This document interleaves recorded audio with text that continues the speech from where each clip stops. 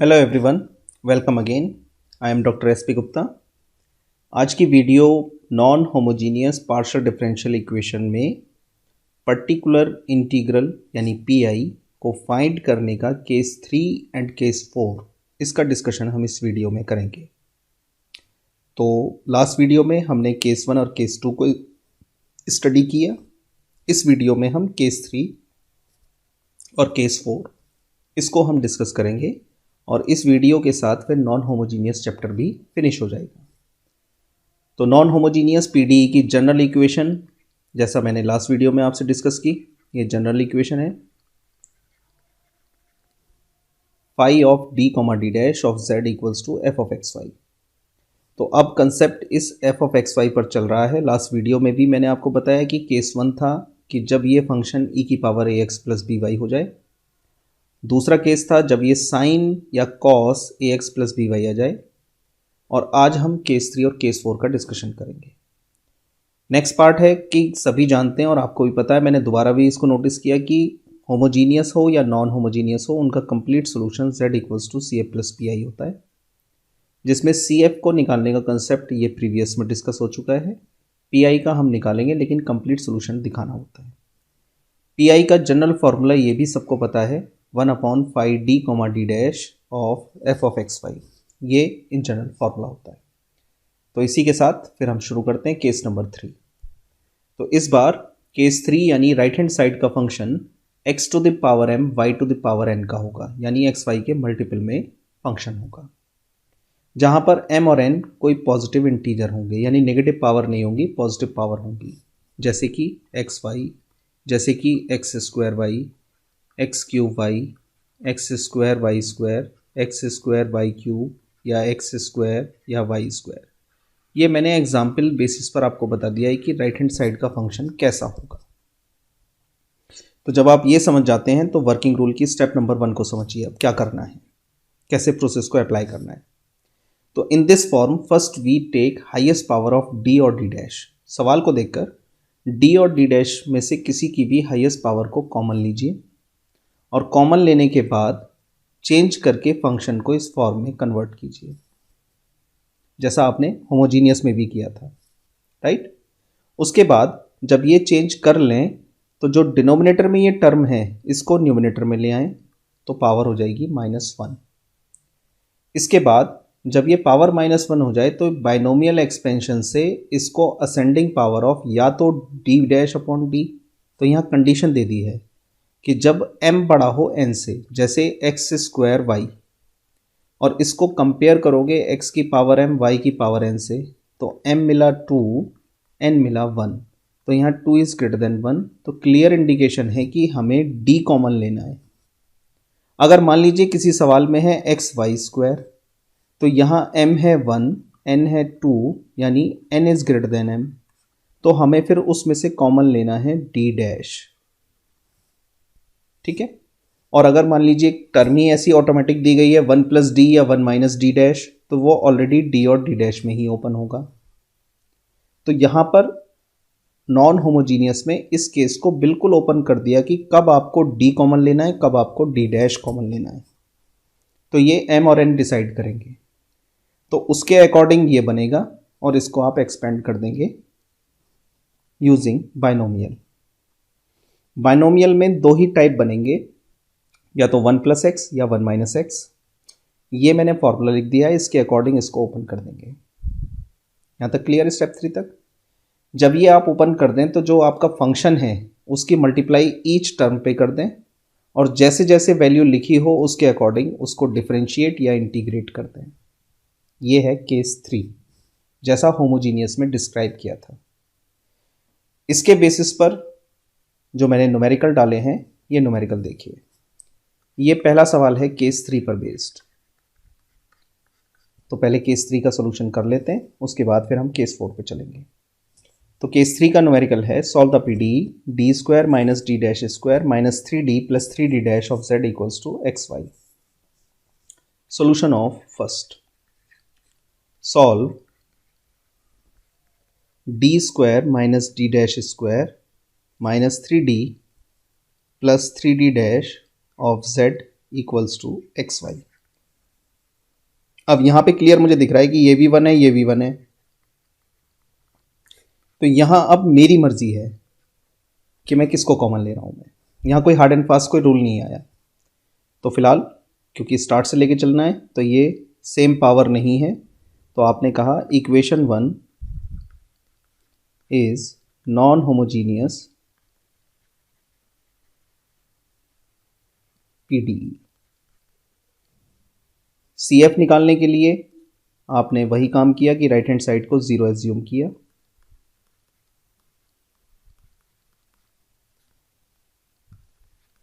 और उसके बाद इसके फैक्टर किए, linear factor.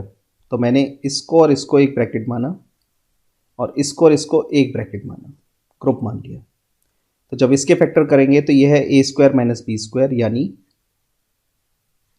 D plus D dash D minus D dash. यहां से -3 कॉमन निकालेंगे तो बचेगा डी माइनस डी डैश। ठीक, इन दोनों में से d माइनस डी डैश को कॉमन लोगे तो बचेगा d plus D dash minus 3। हो गए फैक्टर। अब इन फैक्टर को कंपेयर करोगे d minus M D dash minus A से, तो आपको पहले में क्या मिला, m1 equals to 1, a1 equals to 0। दूसरे से क्या मिला, m2 इक्वल्स टू -1 और a2 इक्वल्स टू 3। CF क्या बना, e to the power a1x f1 y plus X, e to the power a2x f2 y minus X. ये बन गया CF, पहला आंसर। अब आप आते PI पर। तो PI पे लाने के लिए सबसे पहले मैंने फॉर्मूला लिखा 1/d square minus d dash square minus 3d plus 3d dash of xy। ठीक, ये मुझे पता लगा कि ये xy है, तो ये है केस नंबर 3। और केस 3 कहता है कि मैं इसे 1 प्लस या 1 माइनस बनाऊं। तो पहला पॉइंट तो यही था कि मेरे पास कॉमन लेने के लिए क्या चीज़ है। तो पावर को देखते थे, यहाँ तो पावर आ रही है m बराबर n, तो फिर तो मैं कुछ भी कॉमन ले सकता हूँ। बट मुझे बनाना है 1 माइनस या 1 प्लस। तो 1 माइनस या 1 प्लस बनाने के लिए मैं कॉमन क्या लूँ, तो मैंने इन दोनों में से कॉमन पार्ट को छांटने के लिए वैल्यू को अजम्पशन करना शुरू किया कि मैं इन दोनों में से कॉमन क्या लूँ। तो मेरे पास दो तरीके हैं, एक तो मैं इसकी जगह फैक्टर फॉर्म लिख दूँ ये, और इसमें से फिर कॉमन निकाल दूँ। एक तरीका तो ये है, और दूसरा तरीका मेरे पास क्या है कि मैं ये देखूं ही ना, मैं सीधे इसमें से कॉमन निकाल दूं। जैसे मैंने d को ही निकालना है, तो मैंने 1/d स्क्वायर को कॉमन निकाला। अब मेरे पास बचा 1 माइनस, बाकी सब मैंने ब्रैकेट में रखा, d dash square minus 3d plus 3d dash upon d square. ये लिख सकता हूँ, माइनस कॉमन लिया है तो ये टर्म हो गई प्लस, ये भी टर्म हो गई प्लस, और ये बन गई माइनस। ठीक है, ऑफ xy। इसके बाद इस टर्म को मैं ऊपर ले गया,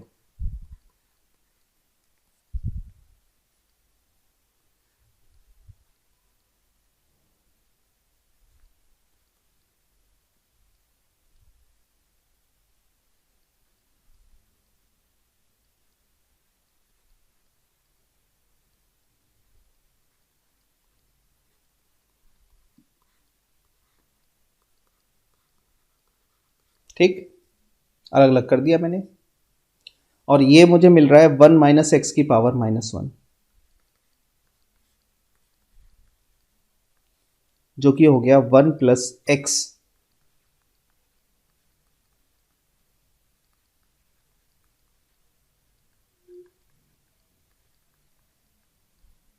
ठीक, प्लस एक्स स्क्वायर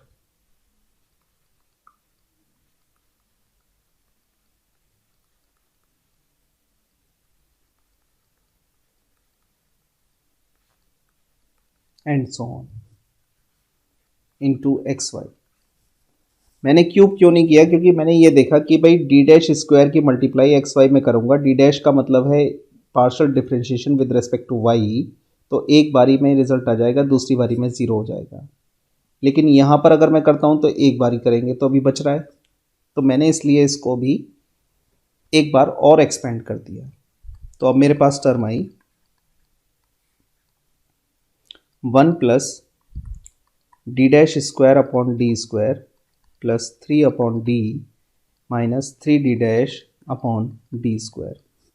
इसका होल स्क्वायर ओपन करेंगे तो आएगा डी डैश की पावर 4 अपॉन डी की पावर 4, यानी A square plus B square 9 upon D square plus C square 9 D dash square upon D 4, ठीक, plus 2ab 6 D dash square upon D cube plus 2bc, तो plus minus minus हो गया, 3 3 9 दूनी 18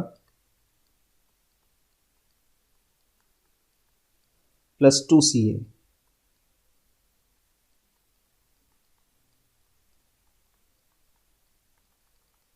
ठीक। अब जिनसे ये ज़ीरो बनेगा उनको मैंने नेग्लेक्ट कर दिया।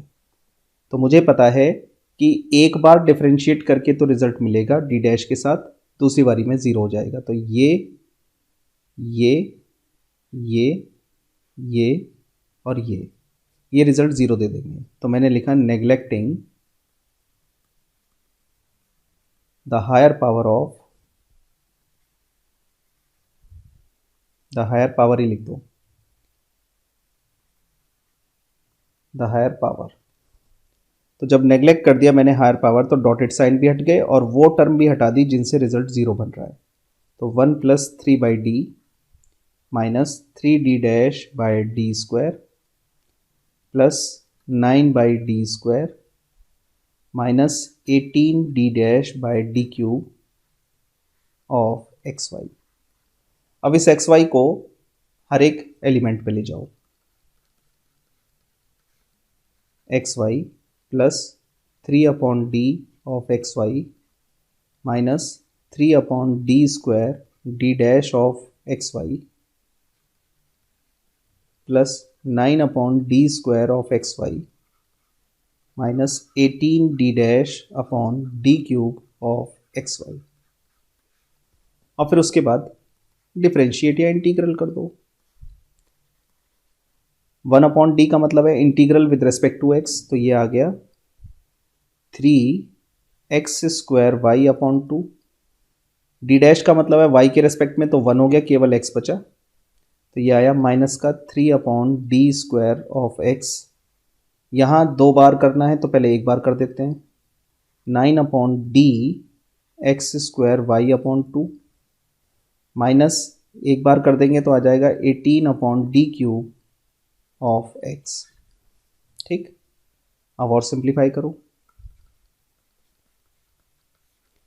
X Y plus 3x square Y upon 2, एक बार किया तो एक्स स्क्वायर बाई 2, एक बार और करेंगे तो एक्स क्यूब बाय 6, तो माइनस का 3x क्यूब बाई 6 प्लस इसको करेंगे एक बार एक्स के रेस्पेक्ट में तो एक्स क्यूब बाई 6 आ जाएगा, तो 9x क्यूब वाई अपॉन 6 और यहाँ 18, एक बार किया एक्स स्क्वायर बाई 2, फिर एक्स क्यूब बाई 3 और फिर x4 बाई 4, तो x4 अपॉन 4 3 2 24, ये आपके पास आ गया।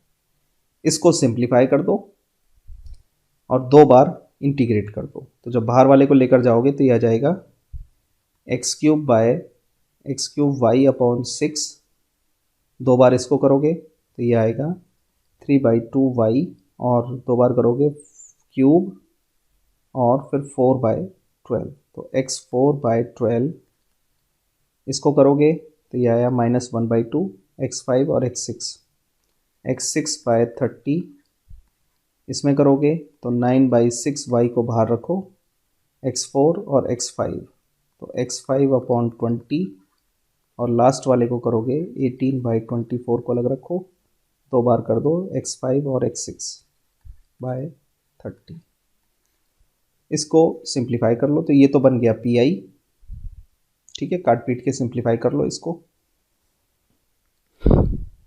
एक्स क्यूब वाई अपॉन 6, 3 से 4 time cancel, x4 Y upon 8, x6 minus में x6 अपॉन 60 और प्लस 3x5 वाई अपॉन 40 और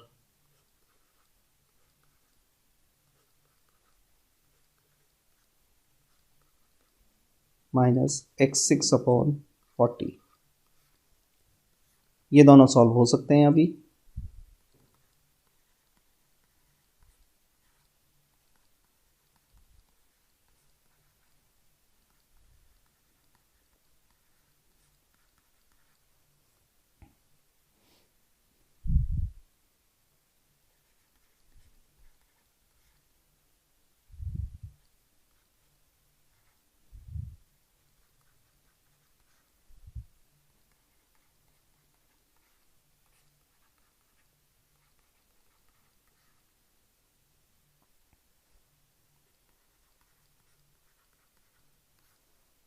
ये निकल कर आ गया P I.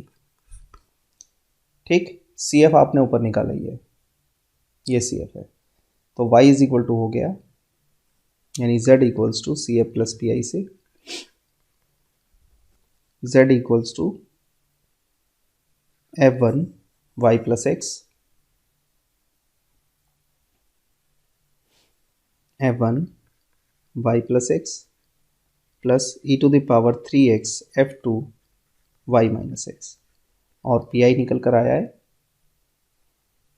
X cube Y upon 6, x4 Y upon 8, 3x5 Y upon 40 minus x6 by 24। ये इसका आंसर हो गया। तो इस तरीके से केस 3 के न्यूमेरिकल को सॉल्व किया जाएगा। ये ऑलमोस्ट बिल्कुल होमोजीनियस का केस 2 के बराबर है, वैसे ही सॉल्व करना है। तो इस तरीके के सवाल हैं, इसको आप सिंप्लीफाई करेंगे। तो ये केस 3 मैंने आपको बताया अभी। अब हम आते हैं केस 4 पर। केस 4 कहता है कि अब राइट हैंड साइड में वैल्यू दो प्रोडक्ट ऑफ फंक्शन में होगा, जिनमें से एक फंक्शन फिक्स्ड है e की power ax plus B Y, यानी राइट हैंड साइड का फंक्शन होगा e to the power ax plus B Y into V, where v जो फंक्शन होगा वो भी एक्स वाई का ही फंक्शन होगा, लेकिन ये कुछ भी हो सकता है। अब वो कुछ भी जो हो सकता है वो मैं नीचे एक्सप्लेन करूंगा कि क्या क्या हो सकता है। तो पहले वर्किंग रूल को समझो कि वर्किंग रूल में कैसे अप्लाई करना है। तो पहले अपने दिए गए सवाल को कंपेयर करना है और कंपेयर करके ए और बी की वैल्यू को निकालना है, जो कि ई की पावर पे होगी। ए और बी की वैल्यू जब निकल जाए तो five D comma D dash के अंदर डी में तो रखना है डी प्लस ए और डी डैश में रखना है डी डैश प्लस बी। ऐसा करने से इसका रोल फिनिश हो जाएगा।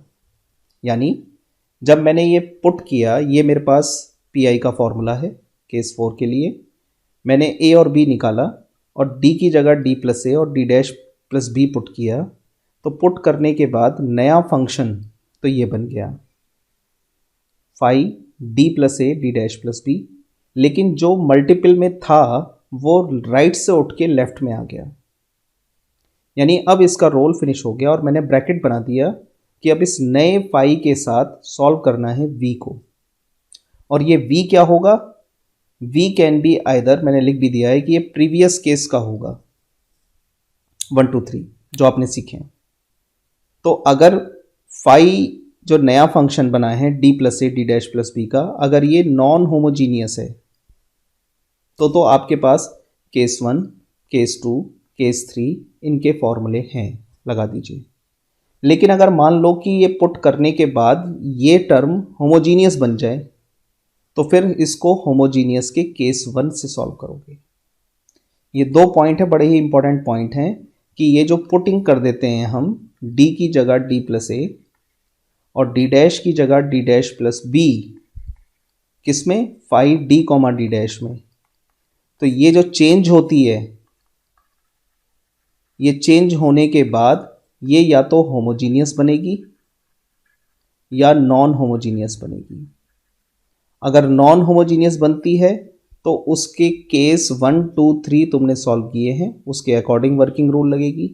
और अगर होमोजीनियस बनती है तो फिर उस केस में जो होमोजीनियस का पीआई केस 1 कराया है उसके तरीके से सॉल्व होगी।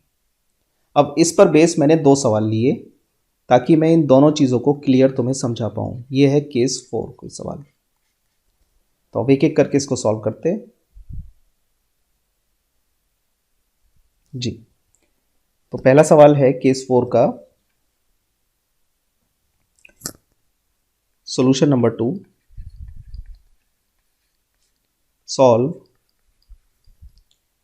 d minus 3d dash minus 2 की power 3 of z is equal to 6 e to the power 2x sine 3x plus Y.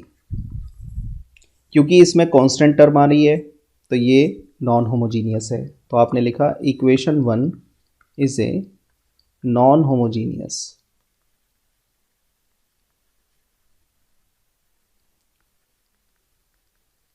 और राइट हैंड साइड को जब देखा तो पता लगा कि ये है e to the power ax plus B Y into V, यानी केस 4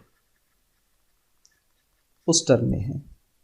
तो क्लियर पता लग गया कि नॉन होमोजीनियस में केस 4 अप्लाई करना है। तो पहले तो CF निकालते हैं।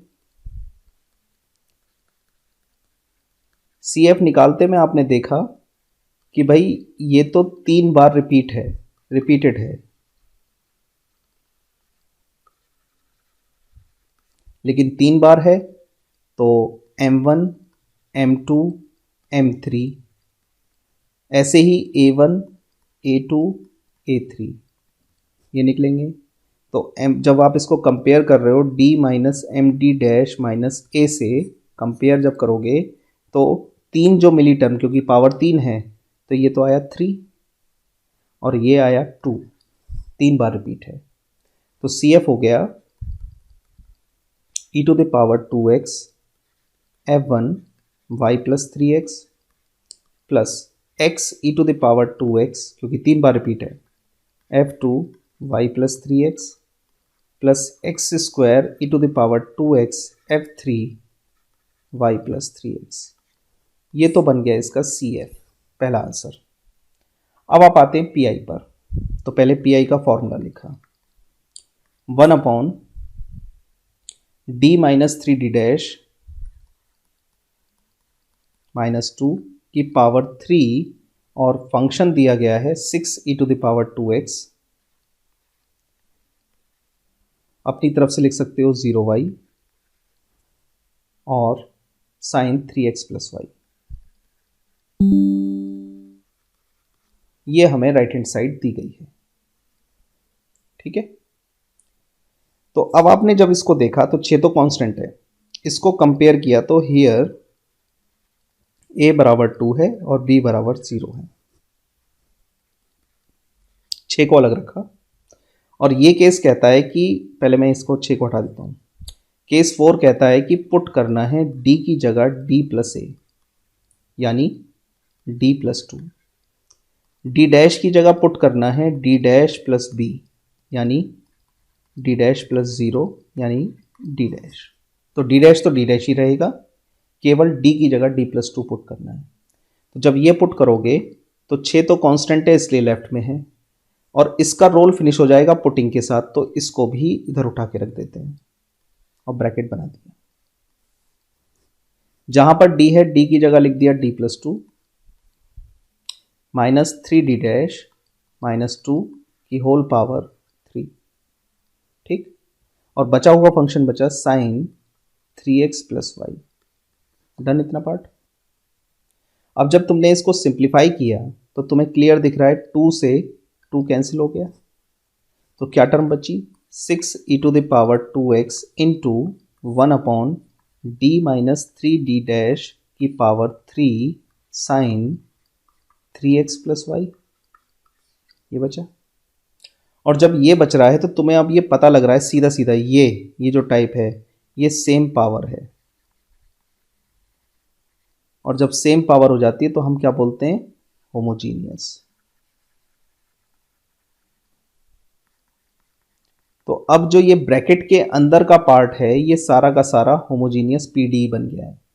और होमोजीनियस पीडी में ये वाला जो केस है ये केस 1 है, जो कहता है function of A X plus B Y, ये कहता है प्रोसेस। तो इस प्रोसेस के अकॉर्डिंग ये कहता है कि आप ए और बी निकालें, तो कंपेयर करके यहां पे हियर ए मिल गया 3, बी मिल गया 1, कंपेयर करने पर इससे ये हमें मिल गया। और ये केस कहता है होमोजीनियस का कि पुट करो डी की जगह तो 3, डी डैश की जगह 1, किसमें, इन डी माइनस 3 डी डैश में। कितना मिला, 0। यानी क्या मिल गया, केस ऑफ फेलियर।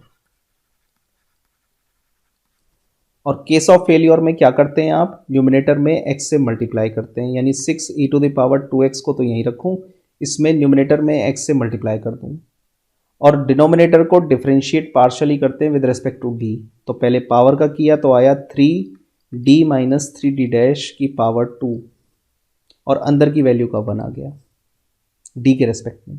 और फिर आपके पास है sine 3x plus Y, right. फिर पुट किया, अगेन पुट d की जगह 3, d डैश की जगह 1, इस बार किस में रखा, इन d माइनस 3d डैश के होल स्क्वायर में, और फिर आपको ये मिल गया 0, 3 माइनस 3 0। तो फिर आपको मिला अगेन केस ऑफ फेलियर,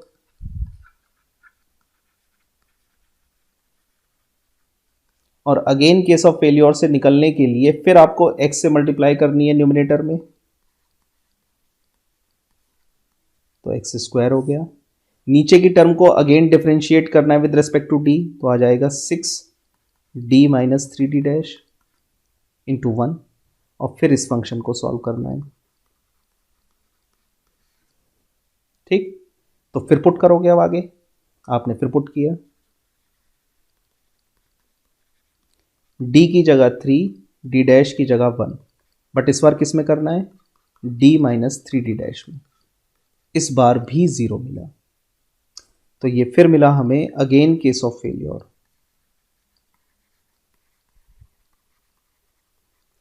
और अगेन केस ऑफ फेलियर में फिर दोबारा से वो प्रोसेस आया कि न्यूमिनेटर में फिर मल्टीप्लाई करो x की, तो x क्यूब हो गया, और नीचे डिफरेंशिएट करो, तो इस बार डिफरेंशिएट करने पर नीचे की टर्म ही खत्म हो गई। तो जब नीचे की टर्म ही खत्म हो गई तो पुटिंग तो अब बची नहीं, और जब पुटिंग नहीं बची तो अब सोल्यूशन हो गया आपका।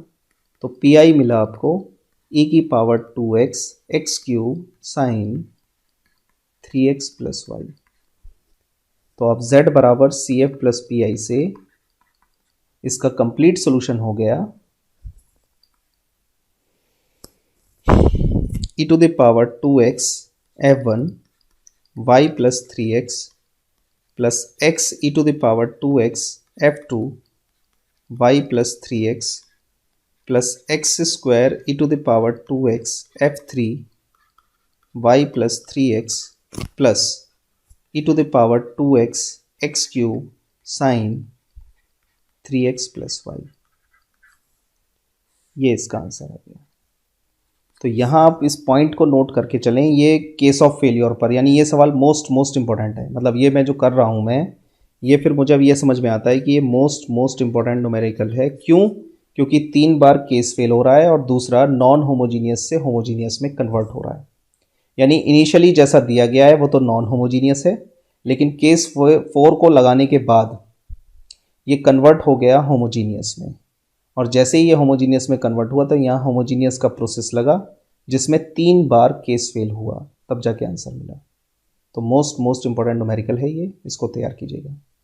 तो ये था केस 4 के लिए एक न्यूमेरिकल। अब एक सवाल और बचा है, इसको और पिक कर लेते हैं तो आपका केस 4 भी फिनिश हो जाएगा। तो लास्ट सवाल जो केस 4 का बचा है वो है 2 की पावर 10, ठीक।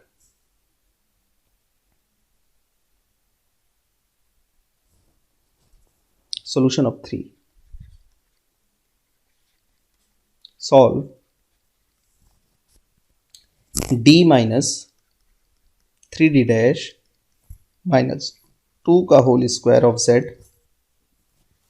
Is equal to 2e to the power 2x 10 y plus 3x। तो ये अब थोड़ा सा डायरेक्ट चल देता हूँ मैं, नॉन होमोजीनियस है ये।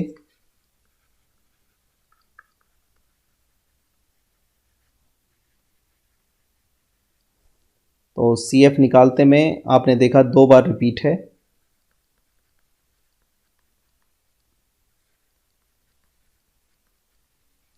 तो CF बन गया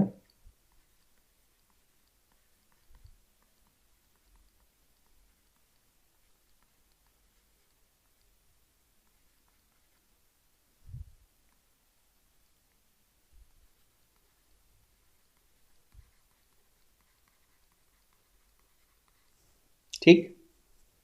PI में आपने पहले उसी फॉर्म को लिखा,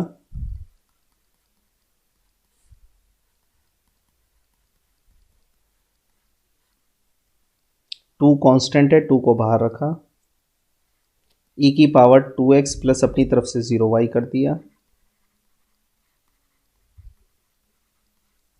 ठीक। केस 4 है ये, नॉन होमोजीनियस में केस 4। सबसे पहले इसको कंपेयर किया, a बराबर 2 b बराबर 0, पुट कर दिया d की जगह d प्लस 2 और d डैश की जगह d डैश, प्लस 0 करेंगे तो d डैश ही आएगा। तो PI हो गया आपका अब 2 into E to the power 2x, ये राइट से उठ के लेफ्ट में आ जाएगा, ब्रैकेट बन जाएगा 1 अपॉन d की जगह d प्लस 2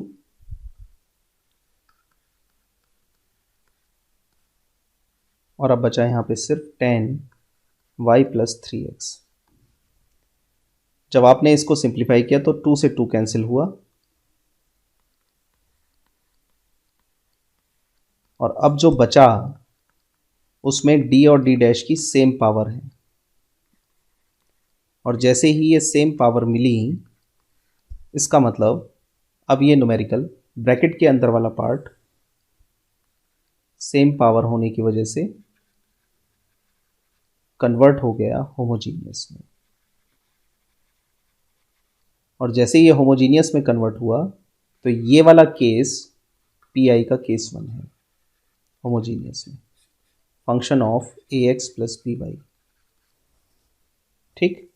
तो अब जब इसको सॉल्व करना है तो इसको सॉल्व करने का वही तरीका है कि इसमें से A और B निकालें। हियर A बराबर 3 B बराबर 1, और इन वैल्यूज़ को जब आप इसमें पुट करेंगे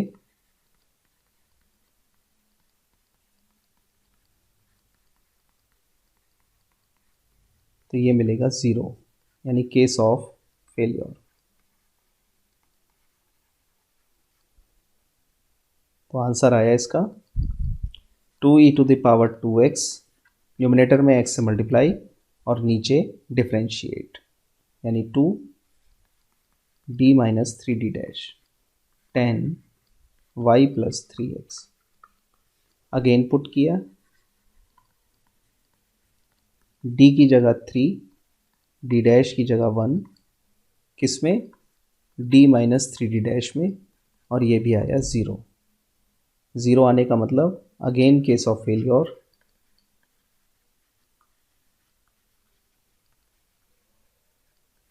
और अगेन केस ऑफ फेलियर में फिर दोबारा से मल्टीप्लाई करनी है x से और नीचे करना है डिफरेंशिएट। तो डिफरेंशिएट इस बार करने पर नीचे से कांस्टेंट टर्म बच गई, फाइनल आ गया x square E to the power 2x 10 y plus 3x, ये बन गया PI। तो कंप्लीट सोल्यूशन हो गया इसका, z equals to E to the power 2x f1 y plus 3x plus x E to the power 2x f2 y plus 3x plus PI हो गया x square E to the power 2x 10 y plus 3x। ये इसका answer हो गया। तो इस तरीके से हमने केस 4 के न्यूमेरिकल को सॉल्व करना सीखा। तो केस 4 भी अब आपको क्लियर हो रहा होगा और ये दोनों सवाल बहुत अच्छे और इम्पोर्टेंट न्यूमेरिकल हैं जो मैंने इसमें आपको कराए हैं। तो अब इसके साथ आपका नॉन होमोजीनियस कंप्लीट चैप्टर ख़त्म हो जाता है। ये आपके न्यूमेरिकल हैं होमवर्क के लिए। इसमें ये पहला सवाल है केस 3 से और ये सवाल है केस 1, 2, 3 और ये सवाल है केस 4। तो लगभग सारे सवाल मैंने इसमें डाल दिए हैं। नॉन होमोजीनियस कंसेप्ट क्लियर हो जाएगा आपको। तो इसी के साथ नेक्स्ट वीडियो में मिलेंगे इस मॉड्यूल के लास्ट टॉपिक के साथ। Thank you.